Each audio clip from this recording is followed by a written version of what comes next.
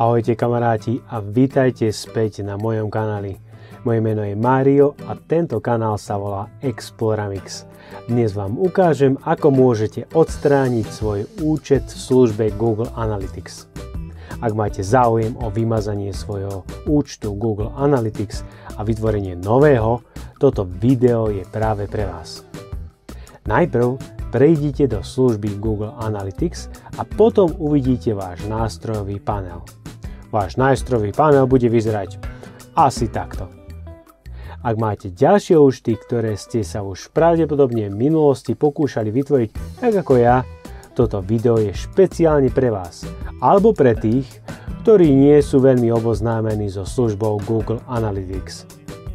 Službu Google Analytics môžete prepojiť so svojou webovou stránkou alebo napríklad s kanálom YouTube. Týmto spôsobom zozbierate cenné analytické údaje z návštev svojej stránky. Ako vidíte, mám rôzne účty, ktoré som si časom vytvoril.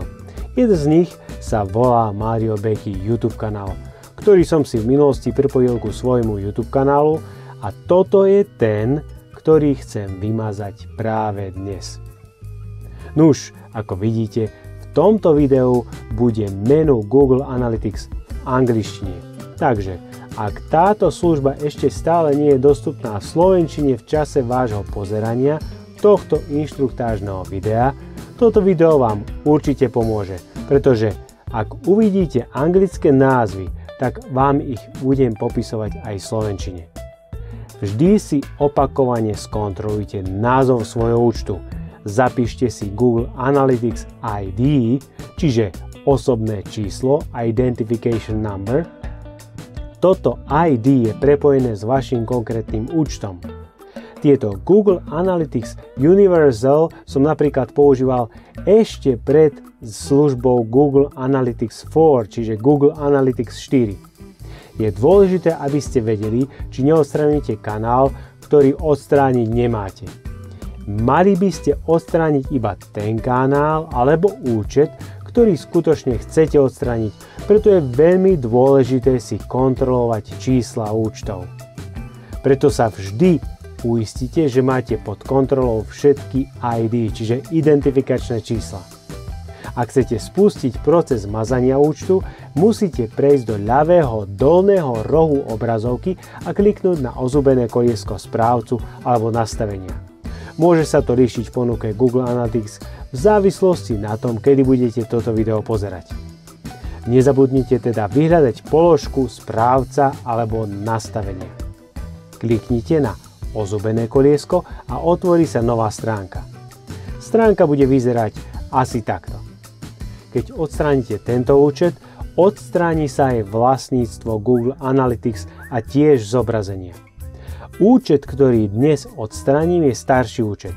To znamená, že bol založený ešte pred Google Analytics 4.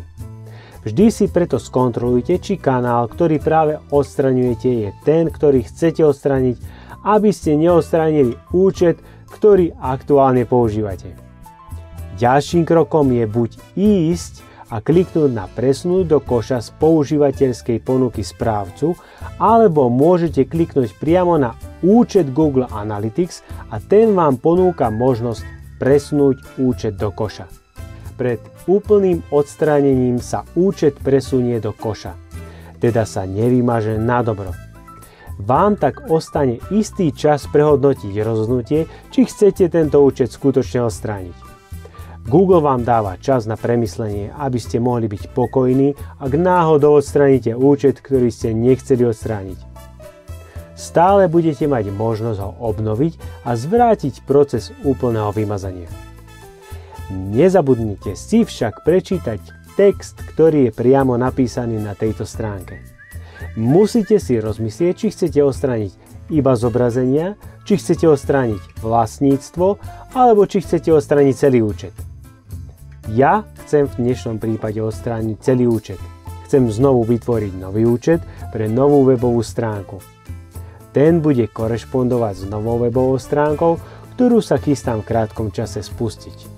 Google vás v tejto chvíli informuje, že používatelia s pridaným prístupom k účtu budú upozornení o vymazaní tohto účtu.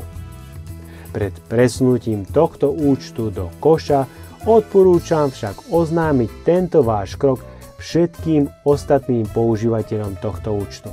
Nezabudnite zo svojich webových stránok alebo aplikácií odstrániť kódy sledovania analýzy. V tomto bode sme takmer hotoví. Predposledným krokom zostáva skontrolovať už len niekoľko vecí.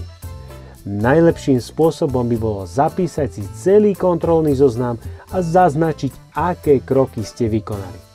Môžete prejsť k poslednej otázke tohto procesu, ktorá je najdôležitejšou otázkou. Naozaj chcete pokračovať? Teraz je skutočne na mieste prehodnotiť, či chcete pokračovať. Vždy si prečítajte tieto body kontrolného zoznamu a uistite sa, že ste si na 100% istí, či chcete urobiť krok vpred. Táto stále sa opakujúca prednáška je pre vašu bezpečnosť a bezpečnosť vašich informácií, ktoré sú spojené s účtom Google Analytics. Keď váš účet zmizne z Google koša, nebude možné ho obnoviť. Takže celý proces zmazania účtu Google Analytics je nasledovný. Prejdite na stránku správcu a v nastaveniach účtu prejdite na informačný panel správcu a potom presunte účet do koša. Ak chcete zopakovať proces opätovného čítania všetkých bodov kontrolného zoznamu, urobte tak a potom účet zlikvidujte. To je všetko.